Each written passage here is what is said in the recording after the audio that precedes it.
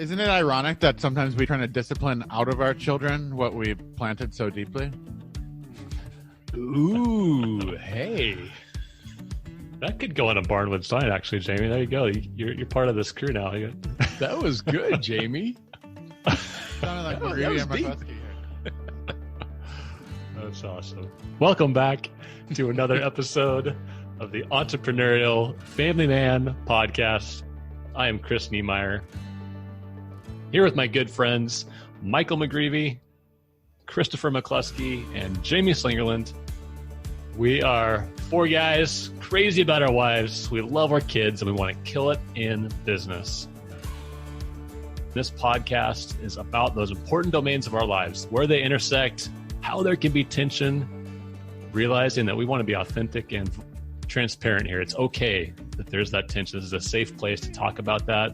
Today, we want to tackle head on this idea that kids are always learning from you.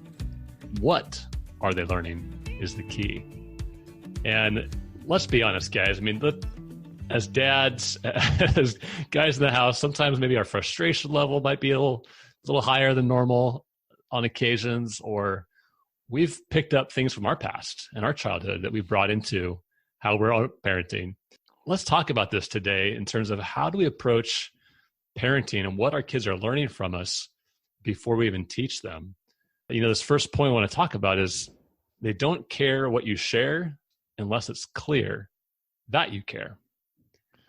Is that like a John Maxwell quote that you kind of Niemeyerized? McGreevy wrote this one. I've got to throw it back to him. What did you really mean by that, McGreevy? They don't care what you share unless it is clear that you care. People don't care how much you know. Oh, yeah. They don't Jamie, care what you know unless they know editing. that you care. People don't care what you know unless they know that you care. That's what I was getting at, and I tried to change the language so I could get it on another barnwood sign. Well, hey, there's a quote in the Bible that says, there's nothing new under the sun, right? That's true. True. All just adaptations of truth. Yeah. And so I borrowed it again. But okay, the main point being, of course, that let's say you listen to something on the topic of taking care of your kids and raising them up in the way that they should go, and you're ready to teach and you're ready to impart all your wisdom upon your kids, and then you decide you're going to start teaching them.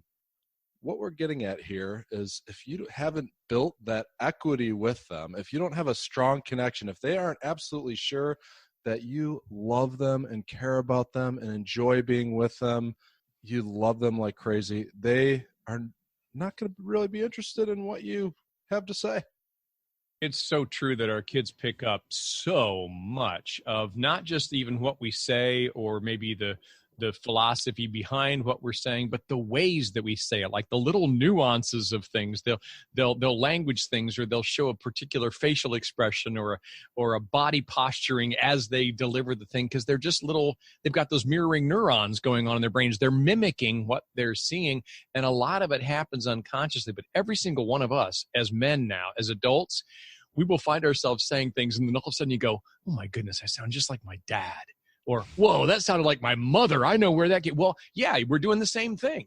It's human nature. We mirror a lot of things, oftentimes very unconsciously. And I think we want to be more conscious of the messages we're trying to send to our kids, because they're going to pick them up, whether they're good or not so great, or even flat out bad. It's a challenge, though, right? We all want to teach them, instruct them in certain ways. How do we love them first, practically, before we sit them down and have a stern conversation about what we want to teach them? That usually doesn't work very well. So how do we approach loving them first? How do you identify as a father how they receive love and how they give love? Well, I think there's such an opportunity that we have as EFM guys, the way we are designing our life, and we've talked on other episodes about dating our children and spending quality time with them.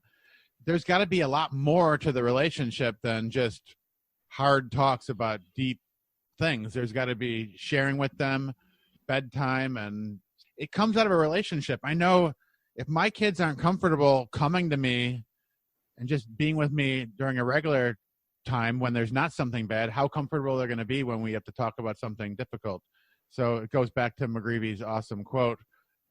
I struggle with that, to be honest. Sometimes I feel there's like this heaviness when something happens and we're playing defense as a dad, where we got to get in there and maybe we get in the way of ourselves. Like that happens with me.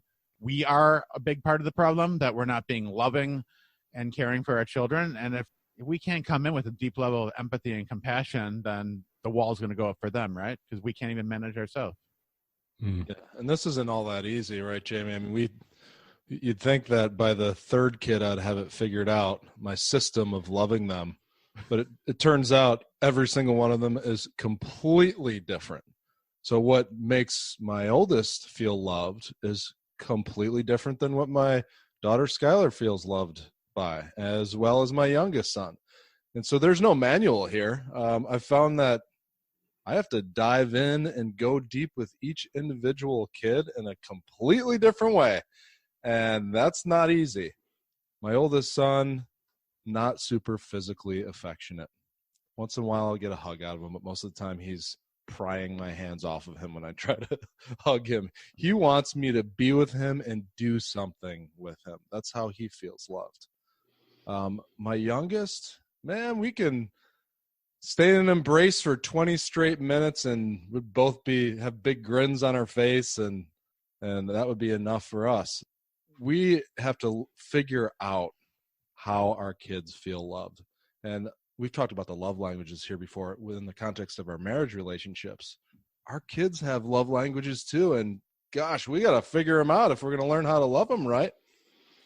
Yeah, I like those examples, Mike. I'm thinking through my own kids, our four, but what you did is you actually took the time to observe and reflect with each one of them how they receive love, how they give love back to you. And then now you're more aware of how to give the love. And then in those situations, that's where, not that the guard is down, but they're more receptive to hearing some of the teaching that you might want to do, right? I'm thinking of my kids, like Jesse, he loves time together and being together, reading a book together, laying down on the couch, talking. Like that's just, he loves that. He digs it, right? And that's the entree into talking about maybe a book he's reading and then pivoting into the topic at hand or a deeper issue. Noah, he's Mr. Athlete. If I can get him out playing and running around, there are moments then when I can slide in some different analogies or metaphors that really helps open up his mind. And the two girls, just like you were saying with Asher, I mean, I can just love on them and hug them and cuddle them, and we're just talking, pillow talk kind of stuff with daddy kind of. And that's just the beauty of being able to pause and really reflect on each child and their ability to receive love and to receive the teaching that you want. Chris, it gives me the reminder too to share. You had a beautiful moment with your two adult daughters recently, and just share about the context of that. Sure. Yeah. I had an email exchange with Grace, who's 23, and Sarah, who's 18.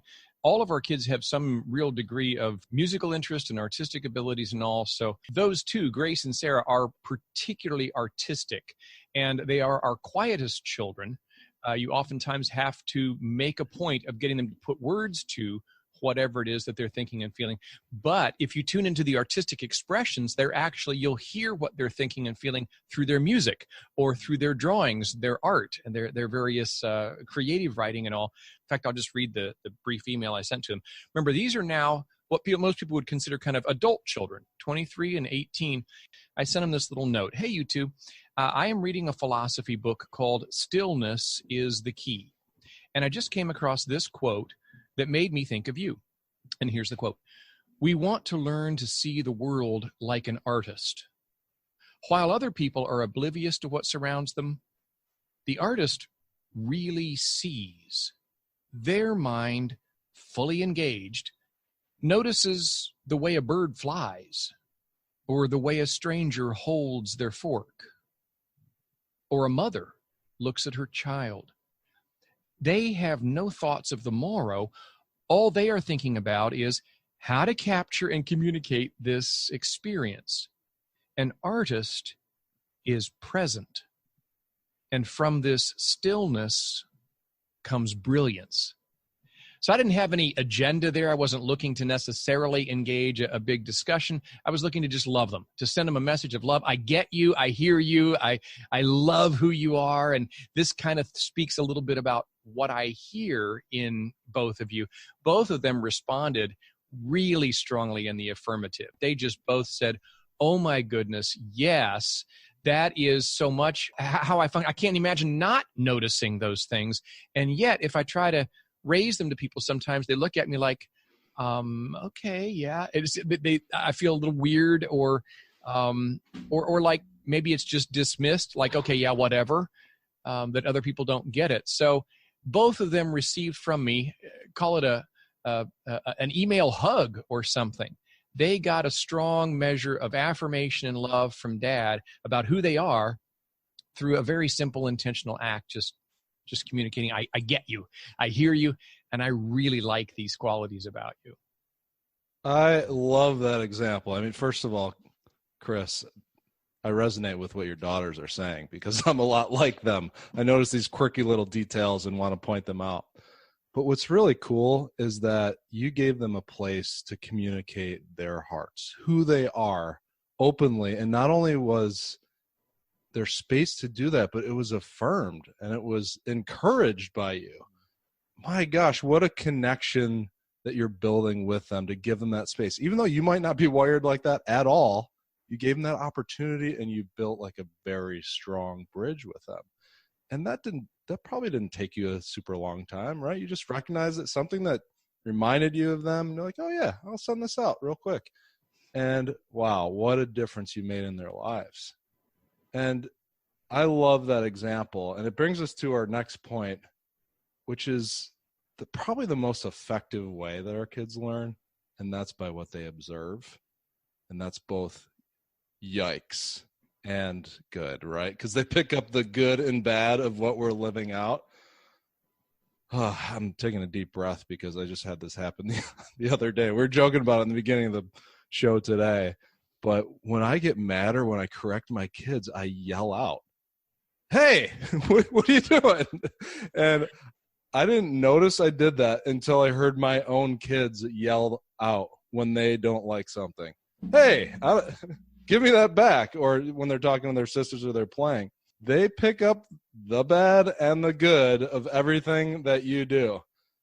But it was encouraging too, because there's another thing that I observed too, is as my kids pray, they all bury their heads in their hands and close their eyes super tight, like they're almost living out the Book of Lamentations or something. They get all intense and into the prayers, they tap into their spiritual side and they really dig in, and it's almost like they're trying to connect with God on a deep level. And I think they've observed that in me. And so it's cool to see the good things, but man, it is humbling to see the things that you don't like them live out. Like you said earlier, Nehemiah, we are teaching our kids even if we are not teaching them. I love this. I resonate. I don't scream hey at them, but I've realized even on an emotional plane that there's two primary emotions that I feel: happy and then angry. There's just been a level of growth for me to not get in the way of myself when I had these conversations with my children. So just the way that I communicate with them, I posted in the chat here a little bit ago, the struggle is real. We are the problem oftentimes. For me, just to go to one of my children softly and say something in a way that is palatable for them, instead of me to be like, what were you thinking? And get all angry and let them feel what I'm sensing, and then they move away. For them just to draw them in and talk softly and be like, I need to tell you about something. I know that's what I learned in the classroom as a teacher. As soon as you yell, you connect them with the fight, freeze, or what is it, McCluskey? Flap and flap. Fight, flight, freeze, or appease. But hey. Just handling it differently in what you said, McGreevy, right? Instead of saying, hey, just change the narrative so that our kids see that we have a growth mindset and that we are handling things differently. And then we can really meet them halfway there if we get out of our own ways. Angry and happy, there's more of a range of emotions than those two. That's good. You know what I get in response now? Hey is for horses. Nice. Every time I yell out hey, because guess what? when they say hay, I say hay is for horses. So they're picking up everything. They're like sponges. It's like, my goodness, I got to watch what I say. That's so cool. I was thinking about Rachel raising our kids, and our oldest, Alyssa, used to play all the time with this little Fisher-Price People dollhouse that she had, and we had bought her lots of add-on pieces to it, and the grandparents and other little friends that could come over and play at the house. So she would spend hours making up stories, and Rachel was listening to her story one day, and just, Alyssa wasn't aware that she was being overheard. She was probably 4 or so, and she had the little baby in there throwing a tantrum, going, wah, wah, that's mine, and the other one. And she had the mommy come in and say, are you feeling frustrated? And he went, yes, they took my toy. Well, what do you need to say to them? And then she had the mommy turn to the other one. How do you think that made them feel? Like she was playing out with her little dolls exactly what Rachel did with the kids when they would have emotional outbursts, just feeling angry. Then she would help them process it to put different words to what they were angry about and help the other person understand how that hurt their feelings and all. Kids pick this stuff up, and how cool that they do. I hope we're listening, Michael, like you are, where you're recognizing, oh, I know where they got that from. Is that the message I want them to be getting? Yeah. Well done, Rachel. I'm furiously taking notes after that example. Yeah. Are you frustrated? Thank you, Rachel. My new question. Yeah. Well, it's good that we brought these examples up there, right? Even just there's emotional, there's physical, there's the spiritual that they're sponges for. They're picking up.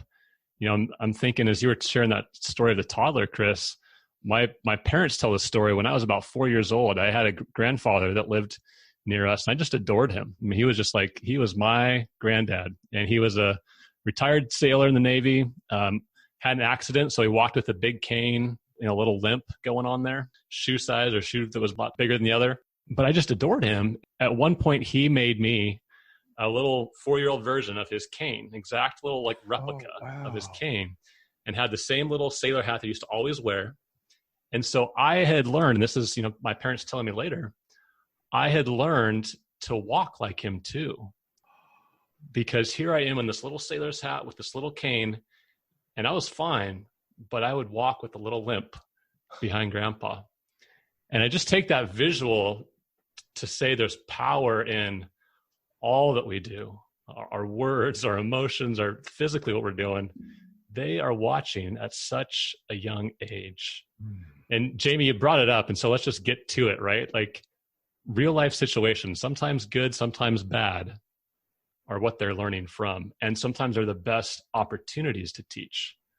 Whether that's a situation that we did or that the kids did, that's a great opportunity to reflect some of these values that we want to instill in them. So who wants to go first in sharing maybe a bad, maybe a good opportunity where real life happened in your home?